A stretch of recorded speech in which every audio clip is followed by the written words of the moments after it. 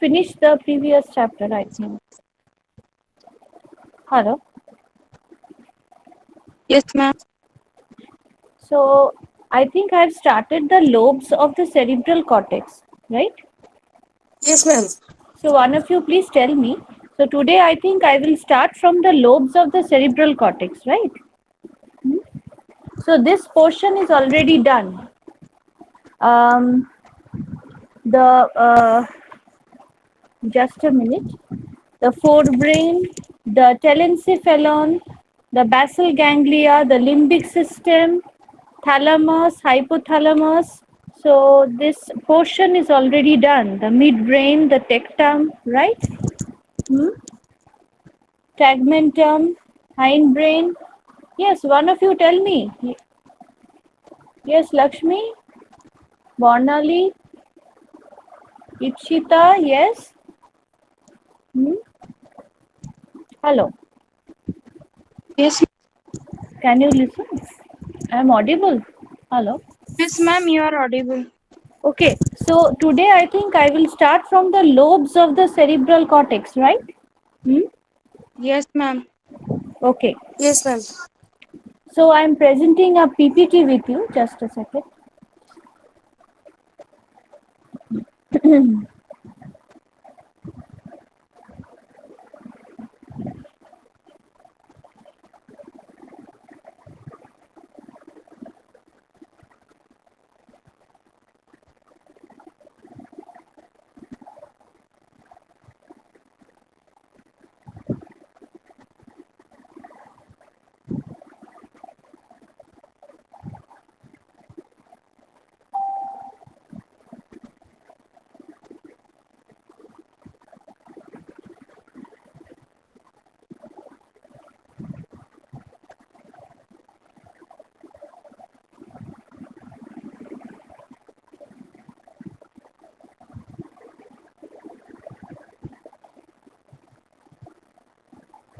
So these are the lobes of the cerebral cortex.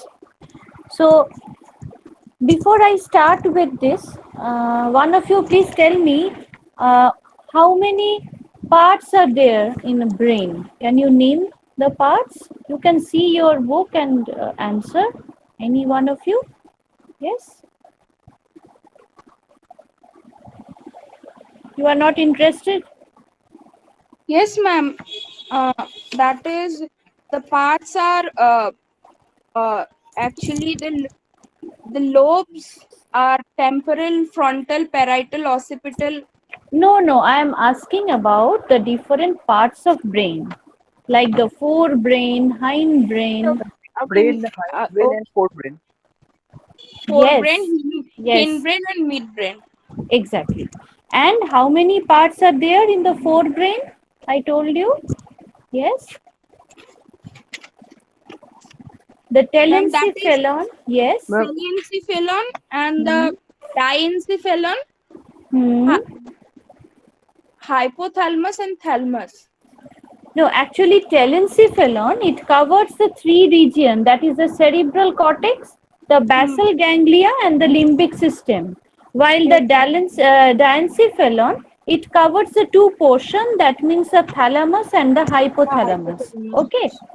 Yes. So uh, then this midbrain, it consists of the tectum, Rectum and the tegmentum. yes, the tegmentum. Okay, so these are the two parts of the midbrain, and Hmm. the hindbrain, it consists of the mainly the Cerebellum, cerebellum.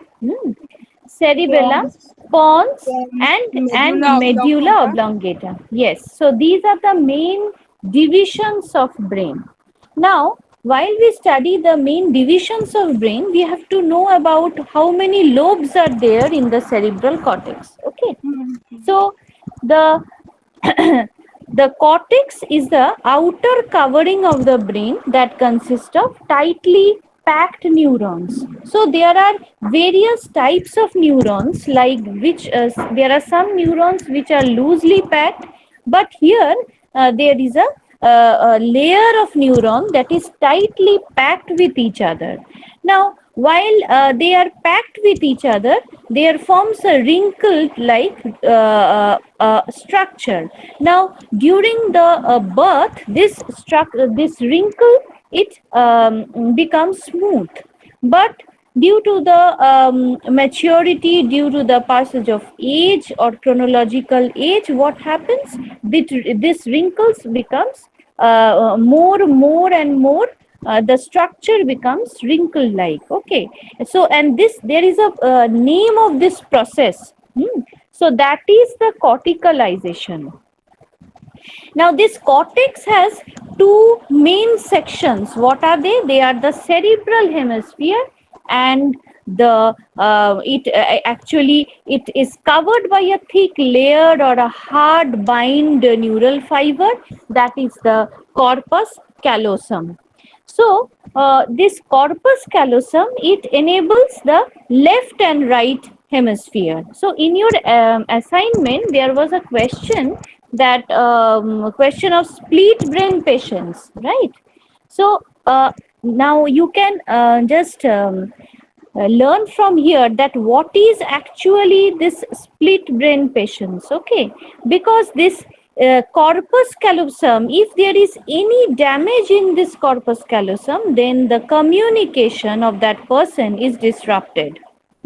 So in each hemisphere, it acts independently on both the side, that is the right and the left. So this causes a behavioral changes, and that person reacts.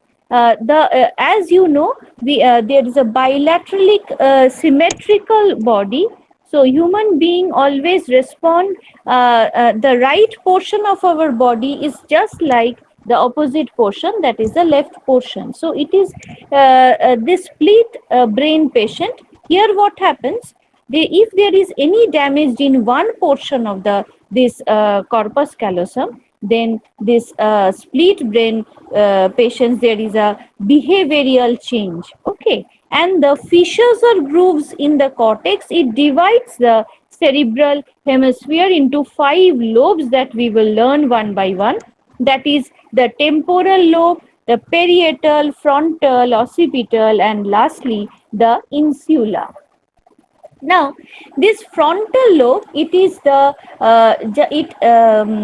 is actually located in the upper portion, mainly of the forehead. Okay, so it is also in both the sides of our head, that is the left portion as well as the right portion of the brain, and there is some anterior, the most anterior part of the frontal lobe is also named as the prefrontal cortex, and it helps. What are the functions of these prefrontal cortex? It receives all the sensory information, like from the eye, ear, nose, touch, skin, etc., and frontal lobes are responsible for mainly the movements, mainly the fine movements like finger movements, etc., moving of the fingers, etc.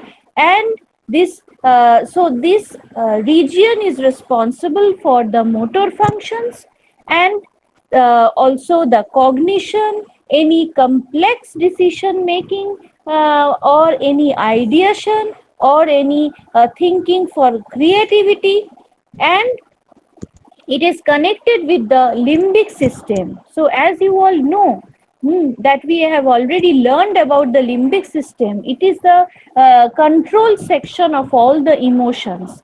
So the emotions like the love, affection, anger, hatred, so these type of emotions are linked with this limbic system. So there is a connection with this limbic system to this region.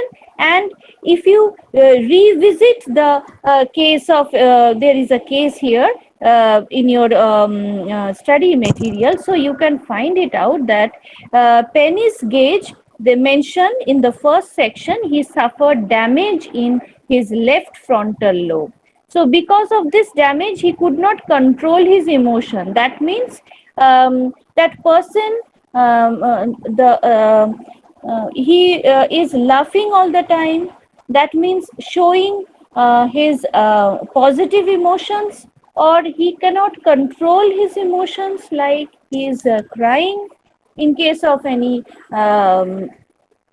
sadness, etc. So these are the one of the examples of not controlling the emotions. And the frontal lobe is also involved in the language. In most cases, the left frontal lobe, this area is known as the Broca's area, because it is named after a physician, Brocas, Paul Broca. So it is named after him. So it is this region is the Brocas area. He was a French physician, and he said that if there is any damage or lesion to the Brocas area, then it causes difficulties in producing any fluency in speech or articulation, etc. That means this a type of problem or disorder is known as Broca's aphasia. Now, the term aphasia means any impairment or any problem in language, in communication, in articulation, in comprehension of the speech, etc. Now, this next portion is the temporal lobe. Now, temporal lobe, it lie on the either side of the brain. And what happens? At the temples on the lateral side, a deep groove known as the lateral sulcus distinguishes the temporal lobe from the other lobes in the cortex. So these, let me show you the, yes, the next slide. Here it is. So the temporal lobe, it lies on both the sides of the brain, and there are some grooves or some lobes are present in the cortex. Now, there are also some gyrus type of transverse gyrus. It is known as transverse gyrus, and its function is to the auditory, the primary auditory area, to receive any sound or processing any language functions. So this region is also, the functions of this region is complex, because number one, it is responsible for vision, for movement, perception, and facial recognition. That means if we see any person, we remember that person by his or her face. And if in future we see that person again, then we can easily recognize that, yes, I know you. This is a known face to me. So this is a facial recognition. So if there is any damage to the temporal lobe, then what happens? You cannot recognize that person. So this face recognition becomes disrupted, and there is some hallucinations. So when you will study the disorders, the psychotic disorders, like schizophrenia, then you will study that what are the main symptoms of it. That is the hallucinations and the delusions. Now this hallucination, it means misperception, when that person is hearing some auditory sound, that there are some sound present in the room, maybe in the kitchen, maybe in the during sleep, etc. And or there are some also visual hallucination, like that person perceives that, yes, there is someone who is always watching him, or maybe he can murder that person, etc., etc. So these are the hallucinations. It may be of both ways, the auditory and the visual. So this temporal lobe is also involved in emotions and the motivational behavior. Now, what is motivational behavior? That means when we are interested to do some work, when we are interested to study, when we want to do something. So this is the motivational behavior. So hence, if there is any damage to this particular temporal lobe, then what happens? This Kluver-Bucy syndrome occurs. Now, it is also named after one physiologist, Kluver. He said that it is a rare behavioral impairment characterized by inappropriate the sexual behaviors and mouthing of objects. It also happens. It is also known as rather a wild disorder of wild monkeys, where that monkey do not display any fear or any type of anxiety responses in any situation. So this is another important part of the brain, that is the temporal lobe. Now, uh, uh, there is another, the left temporal lobe. There is another problem by there was a research work by Wenckes, Karl Wenckes. He was a German physician, and he said in 1848, his time period was 1848 to 1905.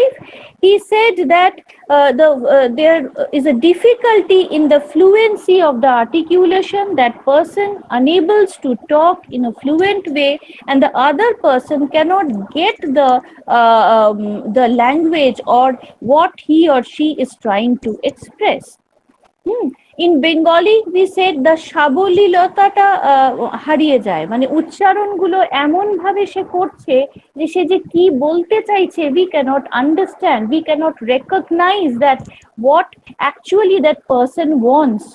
Okay, so this is the most important part of the brain, as all the language, all the communication depends in this temporal lobe, this region.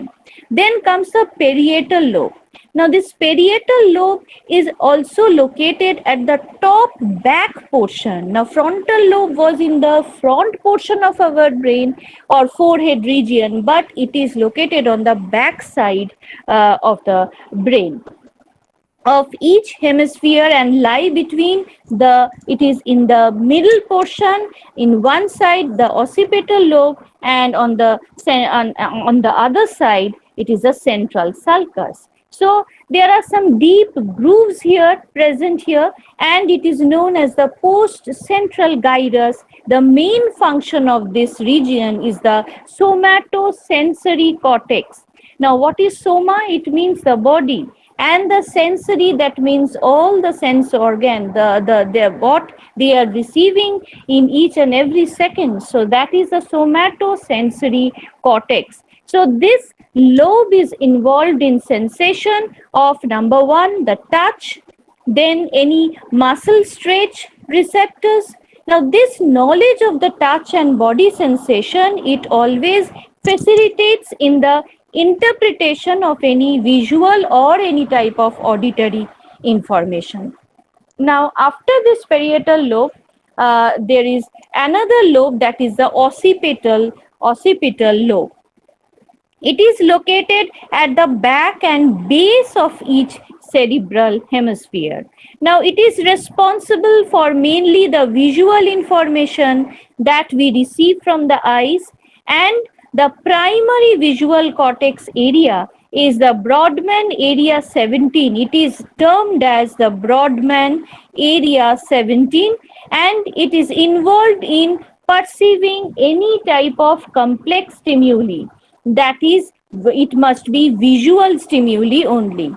So, any type of damage in this region, the person becomes blind, or some flash of light, he perceives some flash of light, or any type of visual hallucination or agnosia or blindness also in some severe cases.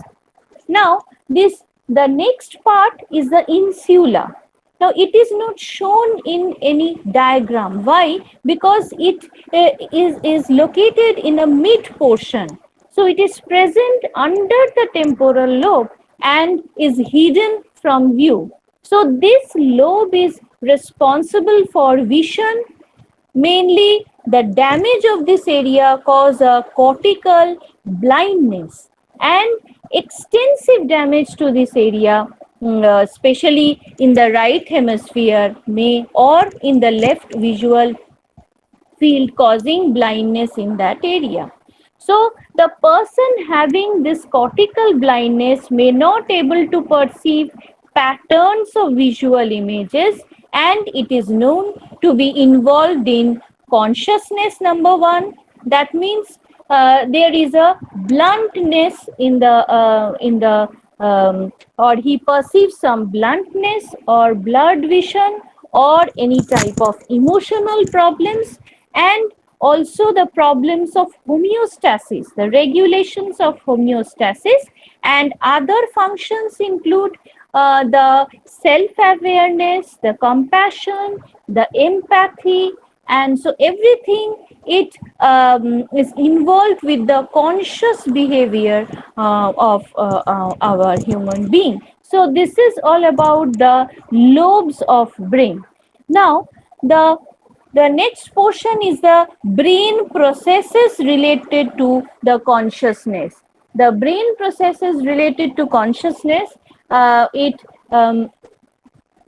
mainly various parts of the nervous system work together in coordination to make us aware of ourselves, that is our environment and other things and people surrounding us. Now this RAS, it is the full form of RAS is the reticular activating system. It mainly conducts the impulses to the cortex, then arousal, etc. So its main function is to receive the information from the spinal cord and relay it to the thalamus or to the cerebral cortex.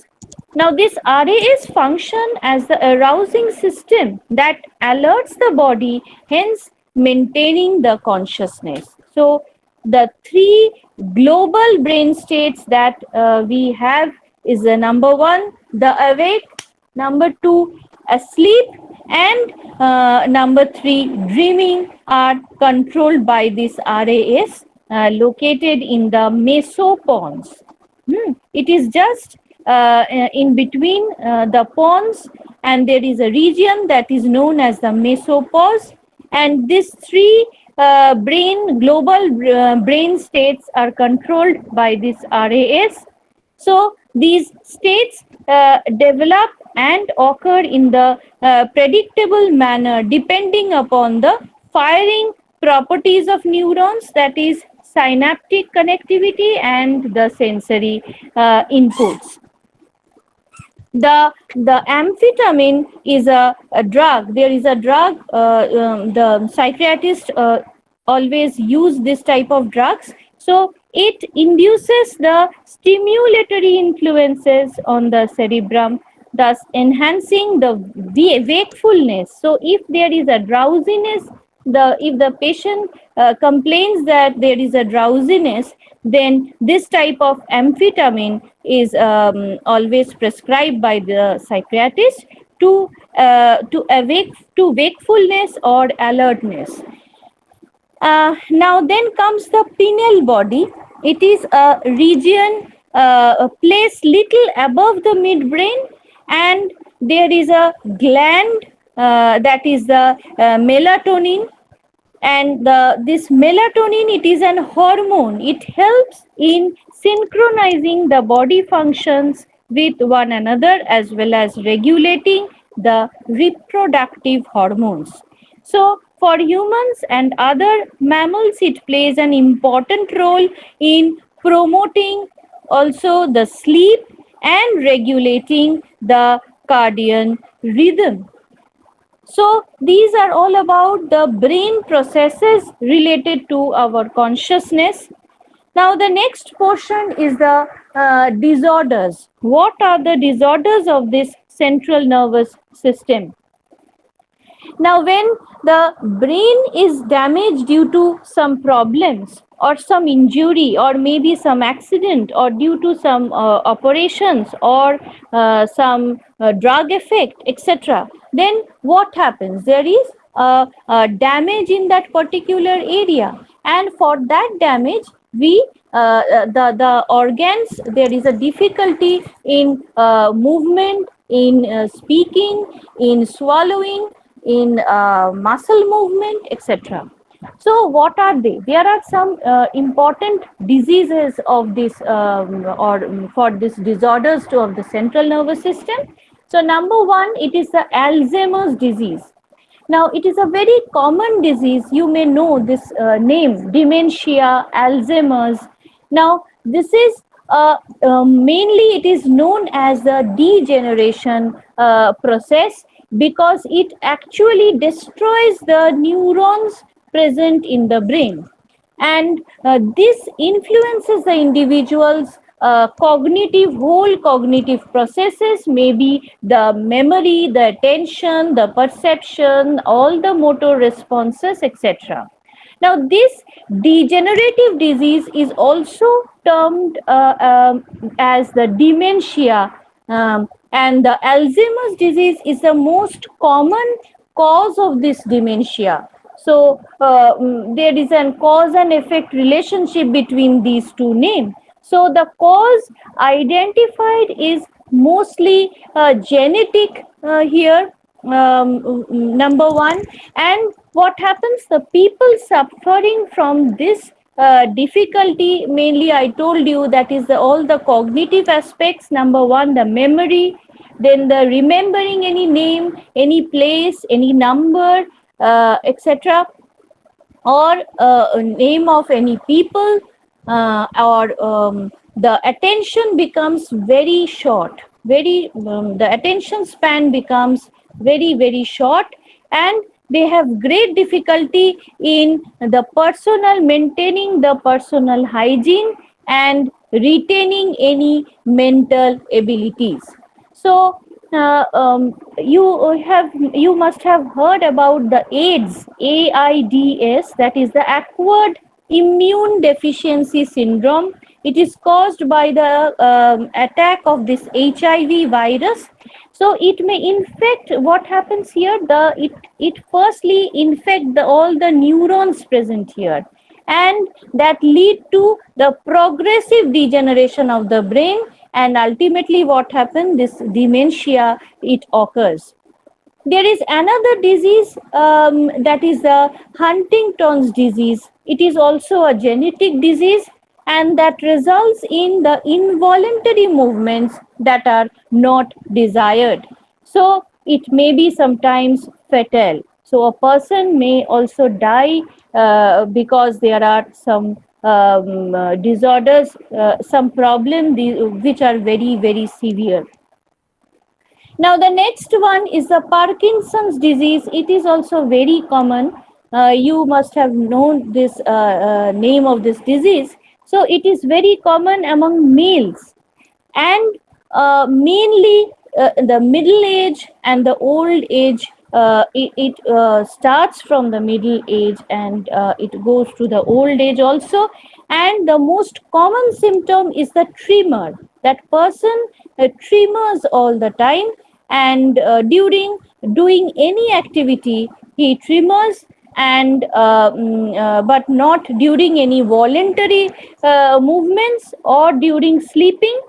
And it is characterized by the cognitive deficits. That means all the cognitive aspects, there is a problem or deficit in all of these cognitive aspects. Now, the third one is the stroke. So it is also a very common name that I think all of you know. So sometimes any injury or any disease may destroy the fine tissues present in the brain, or neurons, which affects the motor movement, number one. Now, it also, there are two causes of this stroke. Number one, the cerebral hemorrhage or bleeding in the brain, or the cerebral ischemia. That means the interruption in the blood supply.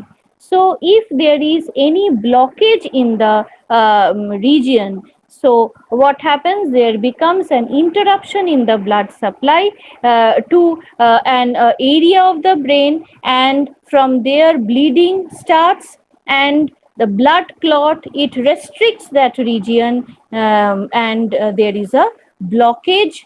So what happened? The motor, there is a restriction in the motor movement and the paralysis occurs.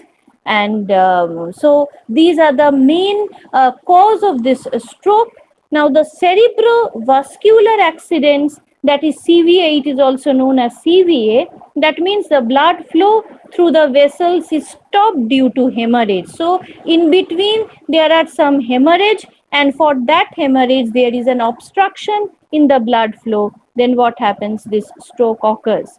So this causes some lack of oxygen present here in between the vessels, because there is a blockage in between due to the hemorrhage. And if the neurons die, then it leads to damage in this motor neurons, and thus leading to partial or complete paralysis. That means one side of the body, that person, that patient will not be able to move his hand or limbs.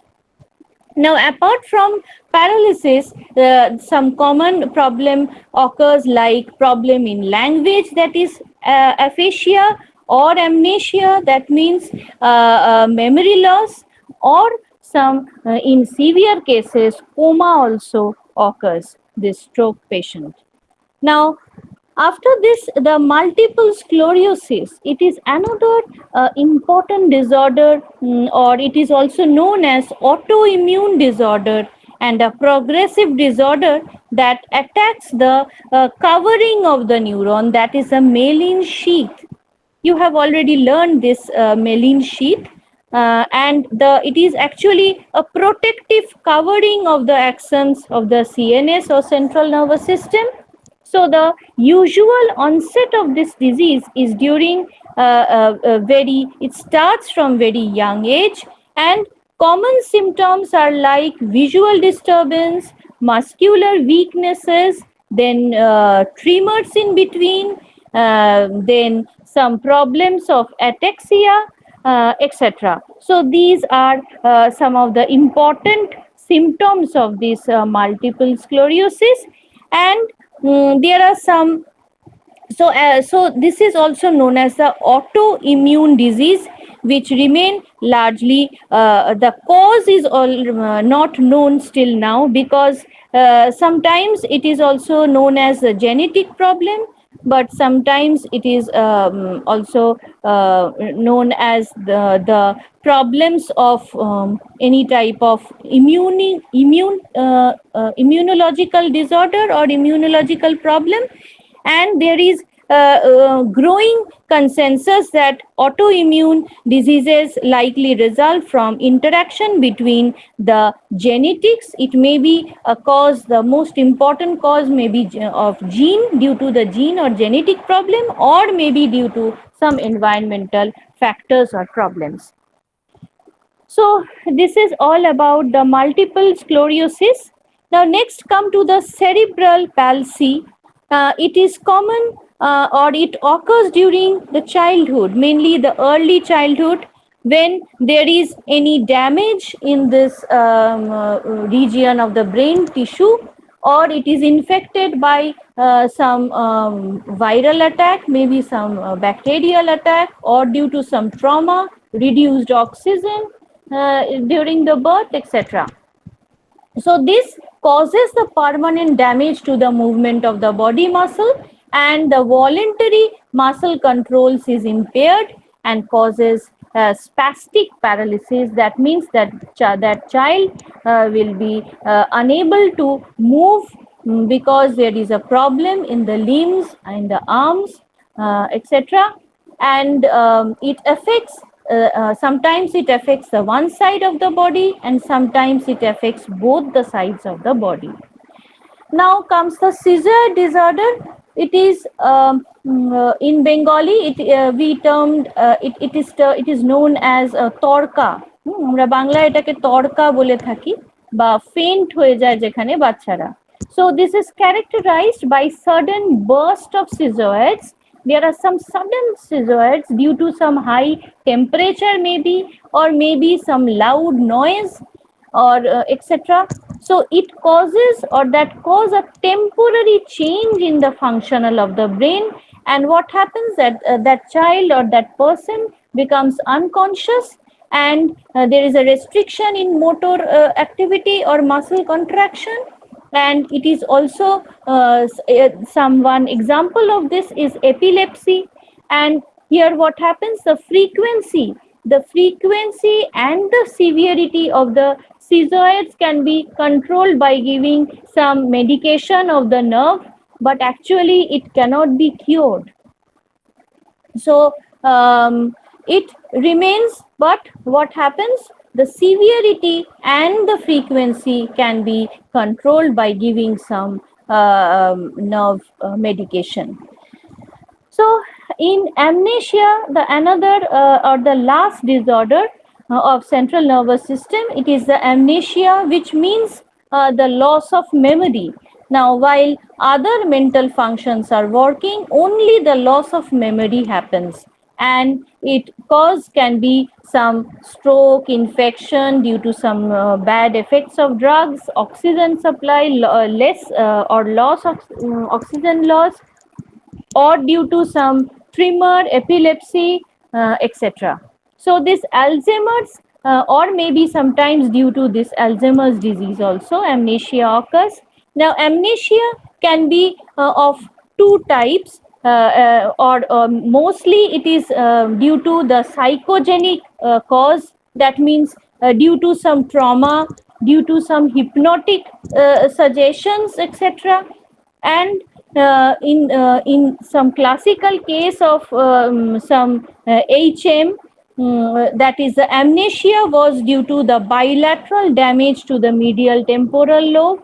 That means the damage in the bilateral area where both the sides are affected, and which includes hippocampus. So it is the main region where this problem occurs in the brain. And the what happens, the restriction occurs in the perception, in the cognition, in the intelligence or IQ of that person, any action, and also in the memory. That means the working memory or the short term memory, or any type of remote memories, etc.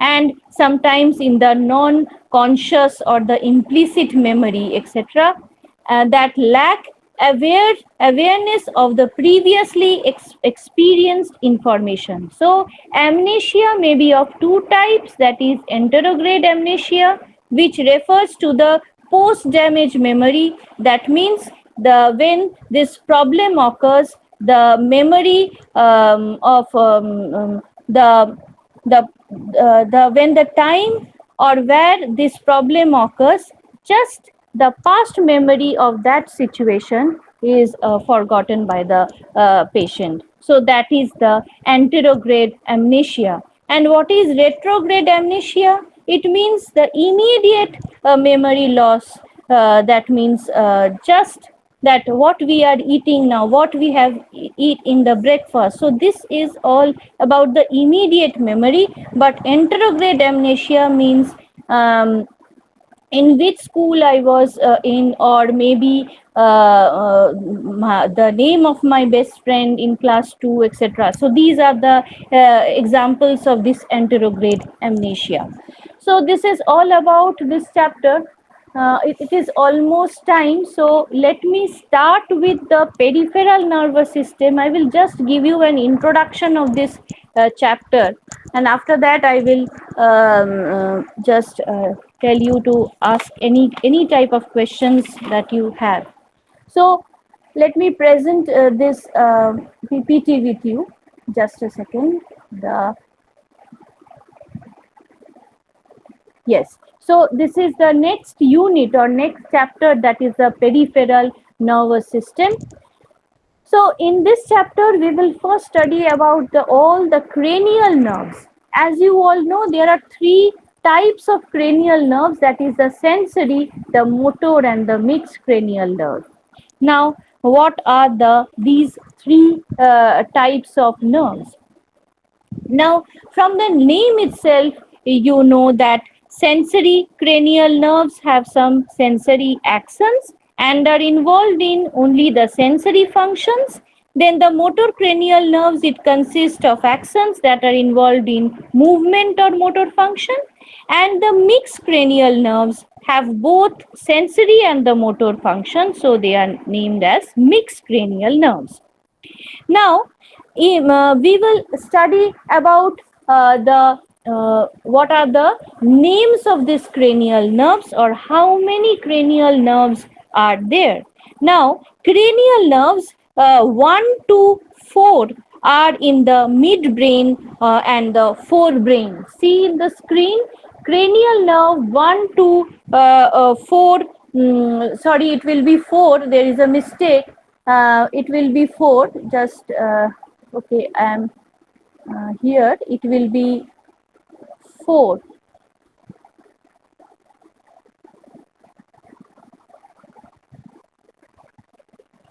Uh, okay. So cranial nerve 4, 1 to 4 are in the midbrain and the forebrain, while the cranial nerve 5 to 12 are in the which region of the brain? It is in the medulla and the pons. Now, this there are 12 important nerves that you will study in this chapter. They start from the olfactory nerve, that is number 1, that is the olfactory nerve, and it have axons of neurons whose dendrites and cell bodies lie in the nasal mucosa. Then comes the optic nerve, the oculomotor nerve, trochlear nerve, trigeminal nerve. Again, this trigeminal nerve may be divided into ophthalmic, maxillary, and mandibular nerve. Then number 6, it is the abducens nerve. Then the next slide, number 7, it is the facial nerve. Number 8, it is the vestibulo cochlear nerve. Glossopharyngeal nerve, number 9. Number 10, vagus nerve. Number 11, accessory nerve. And number 12, it is the hypoglossal nerve. So the next day, I will go in detail about all these nerves, and what is the spinal nerve, and what is the somatic nervous system. Let me show you the next slide. See, these are the spinal nerves. Then what about the somatic nervous system, or how many parts are there in the somatic nervous system? What are the reflexes present, and what is the autonomic nervous system? It mainly is divided into two parts, the parasympathetic nervous system and the sympathetic. Now, what are the organs, or what are the regions which are responsible for this parasympathetic and the sympathetic nervous system? That I will go in detail in the next class. So it is all about this chapter. Now you can ask me any question that you have. Yes, Ma'am, any one of you. uh, Yes. ma'am, in page 64, where the frontal lobe is discussed, there is some text given in a box. Is it necessary to write in answer when we are No, writing no, answer? no, not necessary. Okay, you just Okay. know about the name of that physician and Okay. what was the research work of that person. Okay, Okay. so just Okay, you ma'am. know this. Yes. Okay, ma'am. And what is supra-optic nuclei? Where? From Ma'am, where you even have? the diencephalon hypothalamus part in page number 61. Page number 61. 61. Supraoptic nuclei, paraventricular nuclei, and the mammillary bodies. Yes, these 50. are just the name. I cannot tell you what is this. So, because Okay. these are just the name, there are three important nuclei, and these are the names of this nuclei. Okay. Okay. So, you don't have to go in detail, you just remember the names of this. Yes. Yeah. Any question? Now, please go through these chapters. I will ask you some MCQ type questions in the next class. And After that, I will start this new chapter, the peripheral nervous system. And when I will finish this chapter, peripheral nervous system, I will go to the next portion. That is, I will teach you the 106, right? So 103. Yes. no, 103. I think it is 106. 106, I think. You can ask in the information of Bikash Bhavan in the IGNOU section. I think it is 106. Okay. So let me finish this part because these are all about brain. So these are very much related about the structures and functions of brain. So block 3, see, it is the brain lateralization, the hemispheric specialization. So I will take only 2 days to finish this brain region. After that, before I start with the glands and behavior, I will start that new portion. It is, I think, 106. Okay. Ma'am, So, we so didn't get any email for email next of class. it is now today is 28th, right? It was the last class. No, the next class will be on the 2nd June. You will get the mail. Okay. Okay, The ma'am. next class will be on 2nd June. The timing will be maybe it is 11 o'clock. I don't know, that I have to confirm. But you will get the mail. Uh, the next class is on 2nd of June. That is Thursday. Okay. And Thank you, maybe ma'am. next to next class will be on again Saturday, that is 4th June. So thank you everybody. Thank ma'am you. Yes. Ma'am आज मेरे schedule में लिखा था कि 103 class 103 का आज class होगा but वो नहीं हुआ नहीं नहीं सुनो, actually this is our responsibility to complete your syllabus. Okay, now these are the related chapters. That means the part of the brain, the nervous system, the central nervous system, PNFs. So I told them that I have to finish this part. Okay, so once I will complete this part, I will start the new portion. Okay, so it is my decision to continue with it. So you don't have to be nervous that I will not finish your next part. No, it is not that. I'm just continuing it because I want to finish this related chapters of brain. Okay Okay, ma'am it's all right. Yes ma'am yes Hmm. Ma'am Thank you. Thank you. Thank you, ma'am. Thank you ma'am Hmm.